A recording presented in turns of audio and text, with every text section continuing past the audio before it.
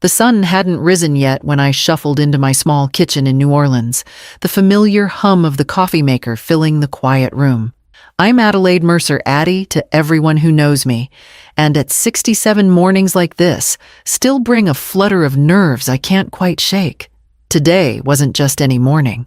It was Lila's wedding, the day I'd dreamed of since she was a little girl twirling in her pink dresses, insisting I braid her hair just so. I'd spent decades sewing, saving, and sacrificing to give her every opportunity. And today, I wanted every detail to reflect that love. I hung my navy blue dress on the back of the bedroom door, smooth, and pressed the fabric soft from careful care over the past 3 months. Next came the earrings pearls that had belonged to my mother, small, delicate, and meaningful. I traced their edges with a fingertip, feeling a pang of nostalgia. My hands shook slightly as I lifted the small box holding my gift. A set of hand-embroidered linens, each stitch completed in the quiet hours after my sewing orders. Each thread a small testament to my patience and devotion. I paused to breathe, feeling the weight of years pressing at my shoulders. The memory of sleepless nights when Lila was sick. The long hours stitching and mending just to make ends meet after my husband's sudden death. Today, every effort mattered. Every detail counted. Slipping the gift into its wrapping, I glanced at the clock. Dawn was breaking, painting the French Quarter rooftops in soft pink. The city stirred, and with it, the realization that the day was moving faster than I could prepare for. I grabbed my coat and purse, stepping toward the door, unaware of the obstacles that awaited me on the streets ahead. I stepped outside the humid morning air clinging to my skin and froze.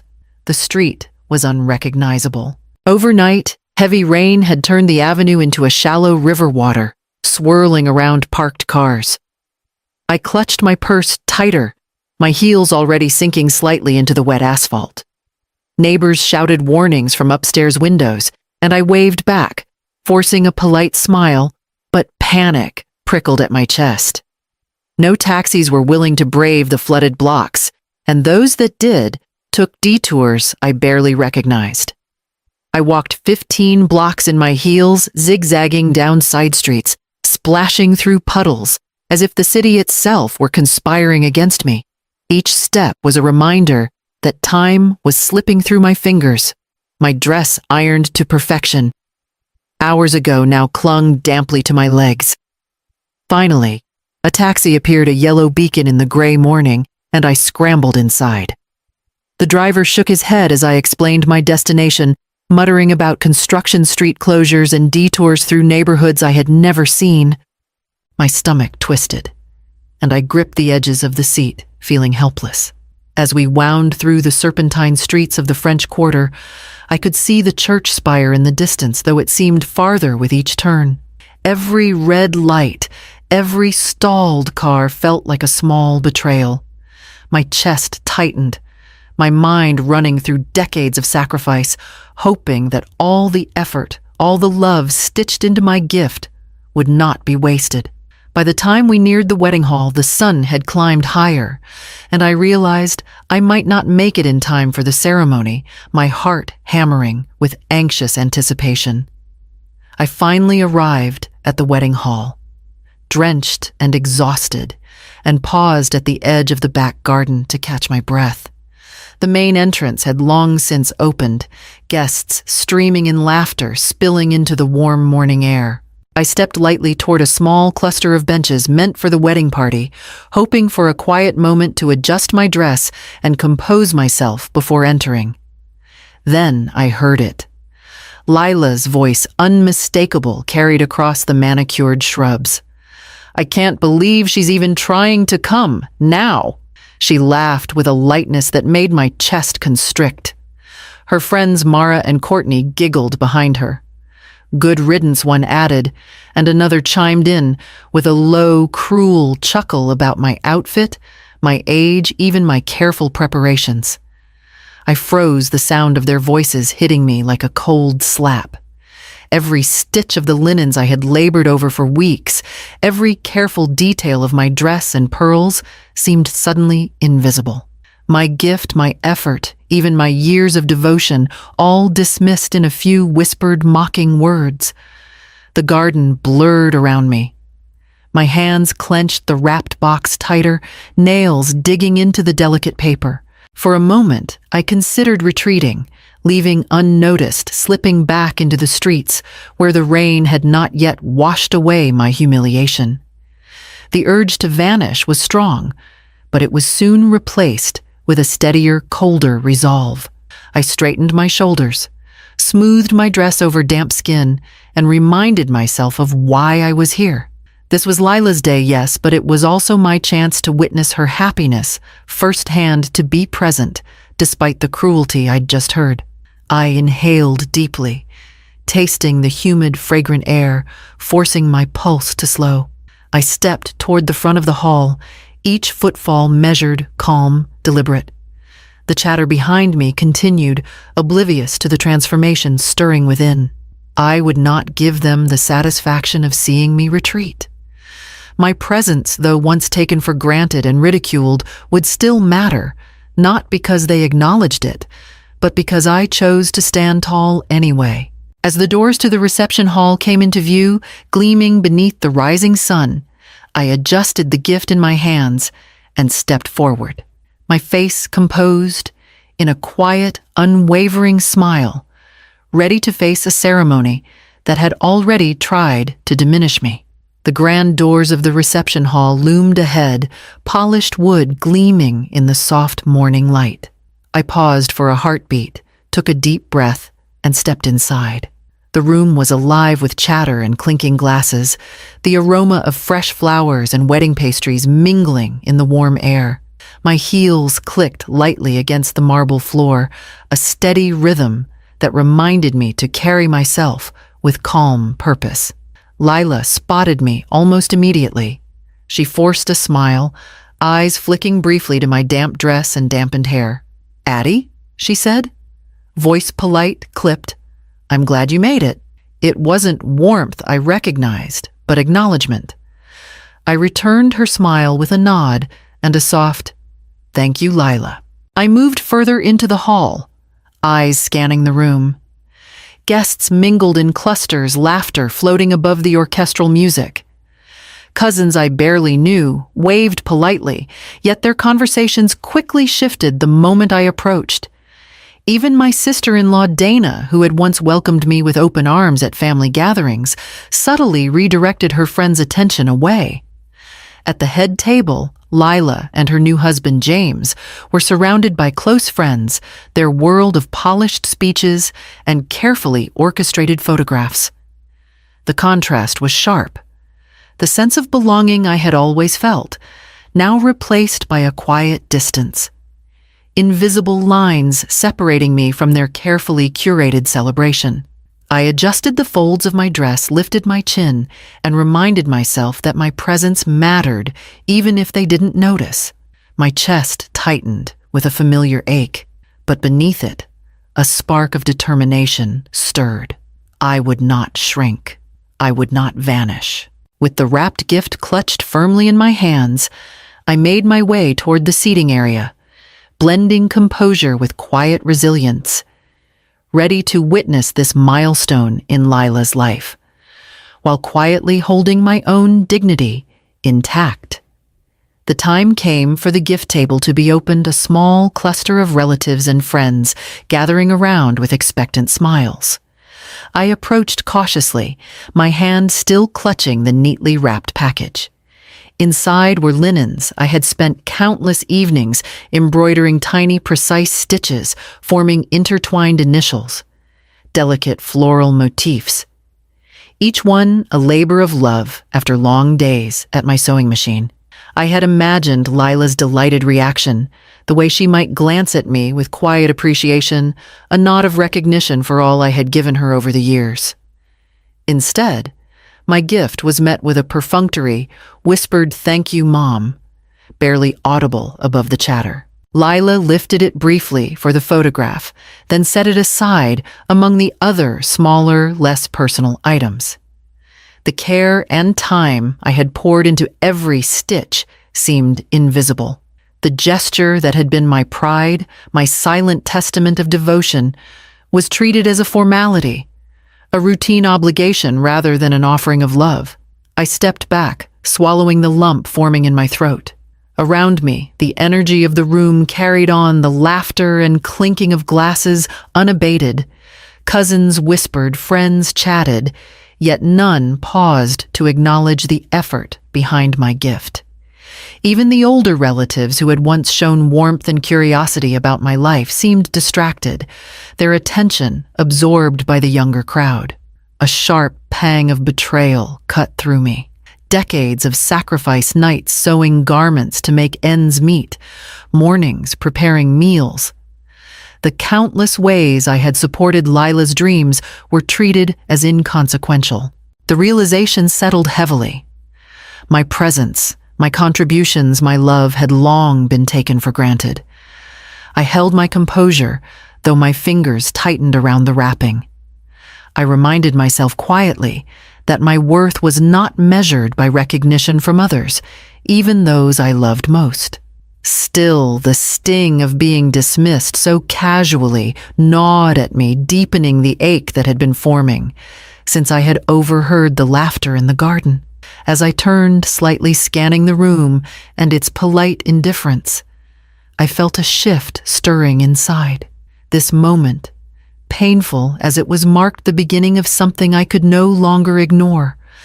A quiet reckoning with the way I had been undervalued, and the first spark of determination to reclaim my dignity and place however unseen it might remain to them.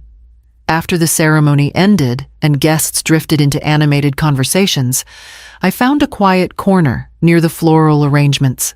The noise of the hall seemed distant, muffled, as if the laughter and chatter existed in another world.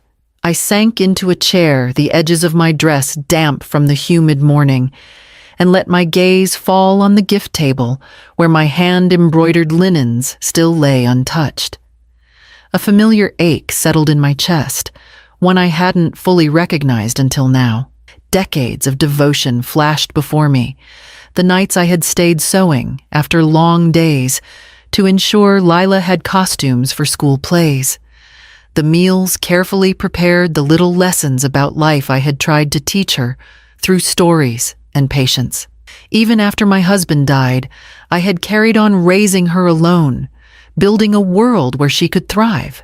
And yet in this moment, I saw clearly how those efforts had been quietly minimized, relegated to the background of her new life. I traced the pearls on my wrist, inherited from my mother, and felt the weight of expectations I had silently absorbed for years, always available, always giving, always putting their needs before my own. The laughter I had overheard in the garden, the dismissal of my gift, these were not isolated acts of cruelty. They were echoes of a family dynamic that had quietly asked me to exist only as a helper, a background figure never fully recognized for my individuality or my sacrifices. For the first time, I questioned the boundaries I had accepted without thought. Had I allowed myself to be invisible in my own life? Had my love, unwavering and unconditional, become a form of self-erasure? The idea was startling, almost frightening, yet within that unease stirred a seed of empowerment. If my presence had always been treated as optional, perhaps it was time to reconsider how I showed up, not to punish anyone, but to honor myself. I straightened my back, inhaling deeply, feeling a subtle shift in the rhythm of my heart. My gaze wandered to the church windows where sunlight spilled across the marble floors, casting long, gentle shadows. I realized that my worth did not depend on their recognition, nor did my love need their approval to be valid. The question that had lingered unspoken now surfaced with clarity. Could I reclaim my life, redefine my role within this family, and finally honor my own needs without guilt? The hall hummed with celebration, Yet, in that quiet moment, I understood something profound. The path forward would not be dramatic or confrontational, but deliberate, measured, and rooted in self-respect. And for the first time in years, I felt ready to walk it. The morning after the wedding, I sat at my kitchen table with a steaming cup of coffee, listening to the city awaken outside my window. For the first time in decades, I did not reach for my phone immediately to check messages or calls from Lila or her friends. The familiar impulse to be available to anticipate their needs sat uneasily beside a growing sense of quiet determination. Over the next few days, I began small experiments in reclaiming my time. When Lila called to ask if I could help with an upcoming gathering at her apartment, I paused before answering. "I won't be able to," I said softly, the words foreign yet liberating as they left my mouth. There was a faint, puzzled silence on the other end, but I held firm. For years, I had been the automatic solution to every problem, the ready helper, the background presence. Now, I was testing the boundaries of my own life. I started turning down other minor obligations that once seemed unavoidable, helping with errands for friends of the family, attending casual brunches that had always been politely expected. Each no was a subtle rebellion, an assertion that my time and priorities were no longer solely defined by their convenience. In their absence, I explored what I had neglected for myself: a morning walk through the French Quarter, sketching patterns for embroidery projects, catching up with old friends over lunch, the kind of conversations that nourished me rather than served others. With each small act, a layer of restraint lifted, revealing a sense of autonomy I had forgotten existed. Even simple moments, choosing to read in peace, reorganizing my sewing room to suit my comfort instead of saving it for visitors, felt revolutionary. The tension between my lifelong habit of self-sacrifice and this burgeoning independence was palpable, yet exhilarating. By the end of the week, I realized these quiet acts of self-respect were reshaping more than my schedule. They were recalibrating my identity. For the first time, I understood that my worth was not defined by constant availability, and that a measured withdrawal could cultivate a presence both respected and valued in its own right.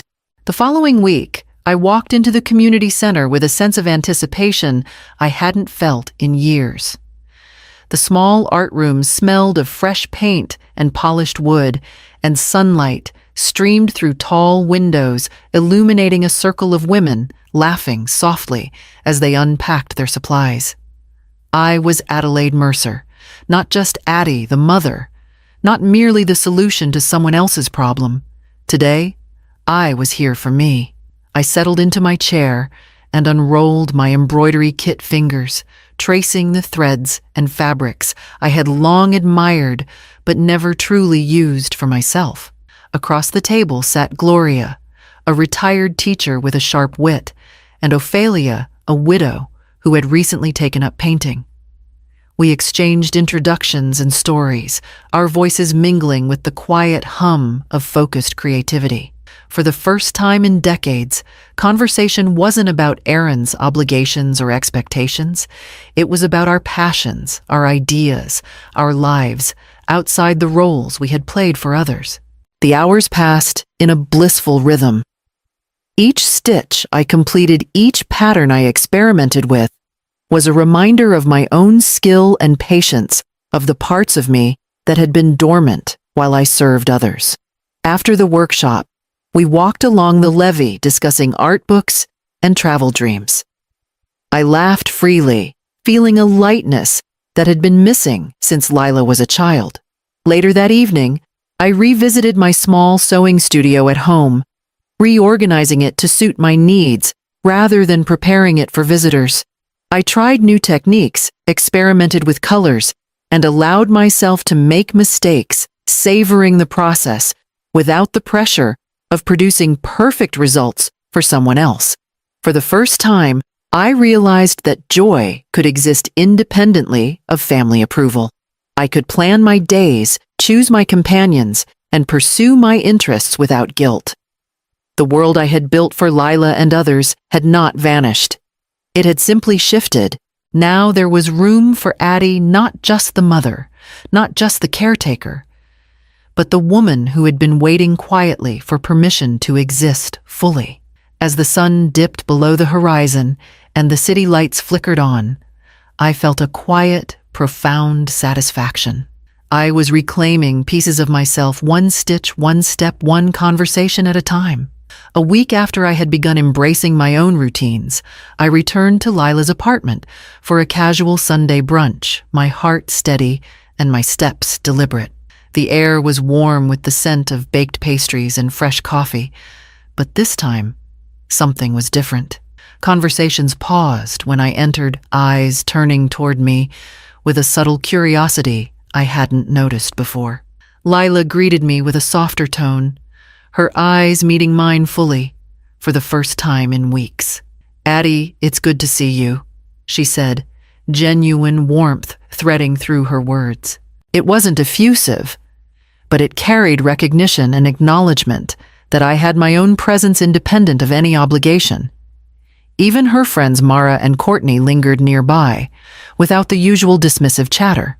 They asked about my classes, my projects, the embroidery designs I had been exploring, and I answered freely, my voice steady, pleased to share rather than perform. The room hummed with curiosity, a shift from the utilitarian interactions I had grown accustomed to, where my role had always been defined by what I could provide. My relatives, too, behaved differently. My sister-in-law, Dana, complimented a piece I had brought from my workshop, and my niece, Clara, asked for tips on color patterns. Genuine interest sparking a lively discussion. For the first time, I saw them noticing me not just as Lila's mother, not just as a helper, but as a woman with skills, opinions, and passions worth engaging. I realized that my quiet rebellion, the boundaries I had set, and the time I had invested in myself were now rippling outward, subtly shifting the family dynamic. Respect was emerging, not demanded, not forced, but earned through presence, consistency, and self-assurance. By the time coffee cups were emptied and plates cleared, I felt a lightness I had not known in decades. My family had begun to see me differently, and for the first time I sensed the possibility of being valued on my own terms. The challenge ahead was clear: to maintain this autonomy while navigating the familiar yet transformed web of family expectations. Sitting on the terrace that evening, I watched the golden light fade over New Orleans, the city alive yet distant beneath me. I held my embroidery hoop loosely, tracing familiar patterns without pressure, feeling a calm I hadn't known in decades. My mind wandered over the past weeks: the wedding, the laughter I had overheard, the ignored gift, and the quiet decisions I had made to reclaim my time and space. I realized love for Lila and my family didn't require surrendering my dignity or my autonomy. I could celebrate their milestones, share in their joys, and still honor my own needs and passions. Each boundary I maintained, each personal plan I nurtured, reinforced a life that was fully mine. As I set down the hoop and inhaled the evening air, I understood that transformation wasn't about severing ties. It was about presence, respect, and self-worth. I smiled, knowing I could love deeply while standing firmly as the woman I had rediscovered, independent and whole.